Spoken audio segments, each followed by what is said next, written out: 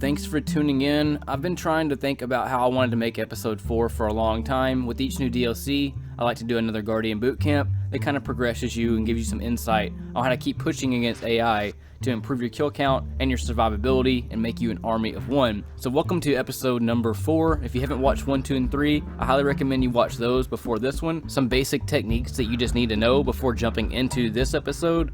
This one's going to be how to fight against the smartest AI that Destiny has to offer, the movements that are required, the foresight, just a whole bunch of little tips. It's going to look easier said than done, so I want to start this off to show you exactly how hard these AI are. They automatically know where you're going to be going. It's a one-shot from most enemies, such as snipers, 2-shot from Cabal slug launchers, and people with auto rifles is about 5 to 6 shots. So I just want to let you know, kind of beforehand, before we get started, exactly the kind of difficulty that we're up against, so that you know that it may look easy, but actually doing it is a whole different ball game, because you just have to know how to move and where you're going to be going if you're going to decide to try to push against these ads, because one small step, one missed shot, anything that goes wrong when you start initiating your strategy, then it's all going to equal to death. So if you want to learn how to push against these type of ads, you have to initiate perfect strategies. Everything has to go your way. If you miss your ammo count, if you miss a strategy, if you don't know that they're going to shoot you before you can even see them, you're already dead. As soon as you turn to think you're going to kill them, they'll be killing you. It's just how quick that it is. I've read comments in the past of people being like, well, he's only fighting red bar ads, so his builds must be for easy game activity. But what they fail to realize is, like, I'm in these most of the time. If I'm ever playing Destiny by myself, I'm usually in these messing around, and this is exactly what I build for. This is why I use the mid-tree void, because it has those healing properties, such as right here when I'm about to die. Kill that guy, get my health back. I have the shield, have everything that detonates everybody to give me ability recharge back. It's just so important to have a precise build when it comes to these activities to survive this kind of stuff, whether you're doing it solo or if you're the last Guardian standing on your fire team. Knowing your build and how to use your build and how to maneuver and stay alive in situations where you go to orbit is very crucial. Knowing how to gather the ads before they spawn to make sure you get the jump on them before they start getting into their positions. Making sure if you're going to jump head to head with these ads that can easily one-shot you, that you have a high handling weapon such as this Telesto versus like a main ingredient or a loaded question that doesn't have as high handling to be able to pull off shots that quick.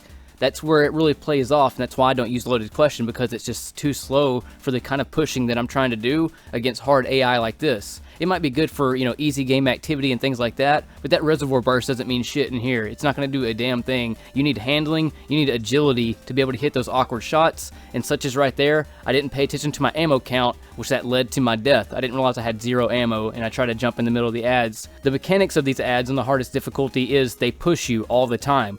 Most AI in the regular game, they'll stand back behind corners and kind of duck and run away from you. These ads are programmed to charge you. The closer you get to them, the more they aggro against you, because they want you dead faster than they do in the regular game. So you have to be paying attention to stuff like that and know when to use your super, know when to hold on to your rockets, know when to use the special that you have, knowing how to do situations like this to stay alive. And even when you think you're coming out of a clutch environment such as this right here, you think you made it out all good and dandy, and then all of a sudden the guy you weren't even paying attention to 2-shots you and the game's over. It's time to go back to orbit.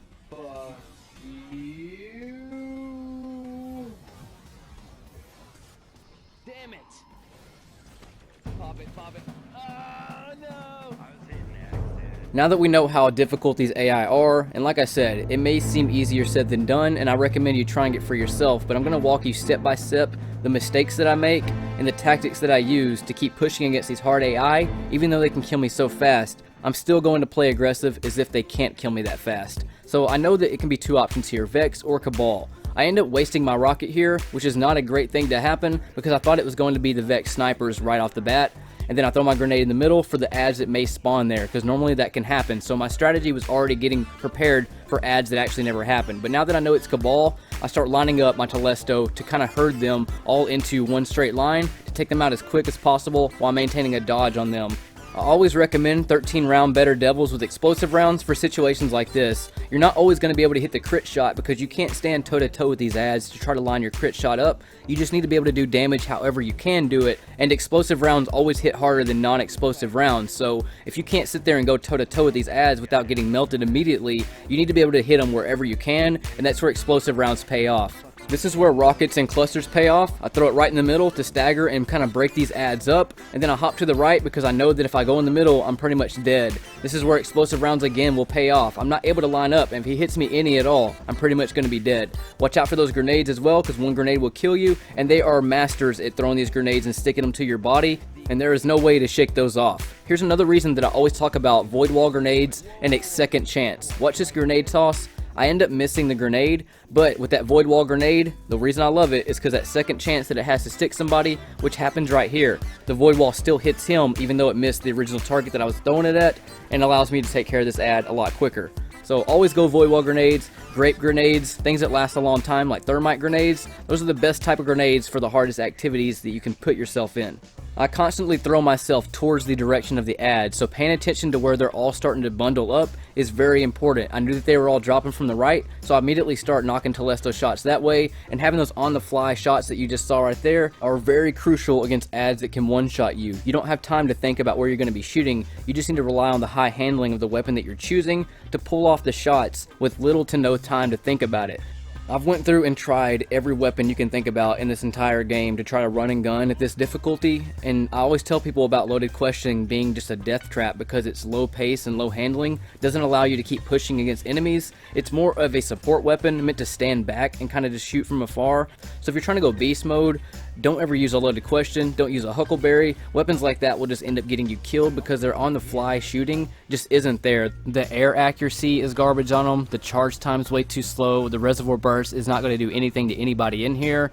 It's just going to have very slow paces when it comes to this kind of difficulty. If you're trying to push and go beast mode, it's not going to allow you to keep a pace up, basically. I'm not trying to sound like I know it all or anything, but I've tried Huckleberry, I've tried Loaded Question. I mean, if it was a better gun, I'd be using it, but it just won't keep up to this kind of pace, and where you're trying to constantly keep pushing against these one-shot ads, you have to have what I call think fast weapons. That means turn, shoot, and rely on the weapon to do its job. Such as the same reason I use this high blast rocket launcher Sleepless, because it has that field prep reload. I missed my first shot, I have that outlaw reload to throw another one back in and knock them out, and then I have that large blast where if I'm not able to hit the target directly, at least I hit them with more than I would have if I had a small blast radius rocket. So having that on the fly outlaw reload with the field prep and the cluster is really beast to have. Here's another situation of those pesky snipers. We're about 300 yards away from that sniper. It ends up picking off Utipers before we even get into the battle. You see that shot that I had to pull off last second with Telesto to knock that ad out? That's another thing that I'm talking about, those think fast weapons where I just had to throw it down there and jump up before I could get sniped by him. I have to use a rocket right here because they'll just snipe you so fast that you just are kind of just forced out of that. Here's a strategy you can use with the rocket launcher right at this area. Shoot that back triangle wall, and then you'll blow up some of them right when they're coming out, and we're able to take out 2 snipers by having that foresight and control the ad situation before the ad situation even starts. So now we know we have 1 sniper, a couple harpies we got to take out. So this is where I'm talking about Telesto's ridiculous range and handling that it has to be able to pull off shots like this. Loaded Question has no chance to knock that sniper out from that range, and that's the thing that you get out of Telesto. You can get that out of Timeline's Vertex. Really good handling weapons. Any fusion rifle with a Torch HS3 scope on it allows you to pull off shots like that. So that's why I'm using this weapon for this difficulty. It'll either be that, or if it's a legendary, like I said, Timeline's Vertex is also a beast to use. And then some air intels are really good, but as long as it has Torch HS3. I have to watch out for all these grenades they're going to be throwing, because like I said earlier, they can stick you with those and you won't even think that you're stuck, and then all of a sudden, boom, you're hit. Here's how much damage one shot will do if they hit all 3 slugs. Boom, almost dead off that one shot. If that second one would have hit me, I would have been automatically dead. And then you see that handling that I did with that Telesto shot, the air accuracy, that on the fly move when I'm trying to dodge away. And then we have the explosive rounds to shoot them wherever we can, because we can't stick out for long. One shot could equal to death, so I'm just trying to hit them wherever. And those explosive rounds are really clutch for when you just have to do any type damage that you can get off. Having that extra damage, believe me, it pays off.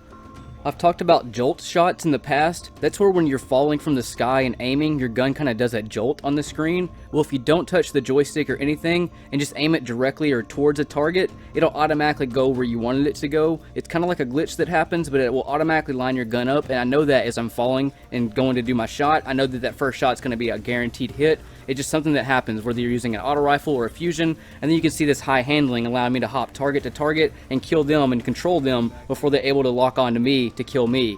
All those in-air shots and kind of odd angles that I have to shoot at are going to be more reliable and consistent with Telesto or higher handling fusions than it would be on the Loaded Question, for example. I'm just using Loaded Question as the example because I get asked about that so much, and those are just the type shots that Loaded Question is not consistent about doing or is fast at doing.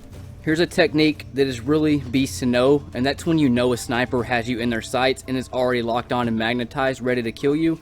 I jump over towards these snipers, they're almost hitting me, and then I make a jump forward, and I know that he's about to kill me because I can just feel that he's locked on and the program has just already happened. The game knows I'm going to continue my full length jump.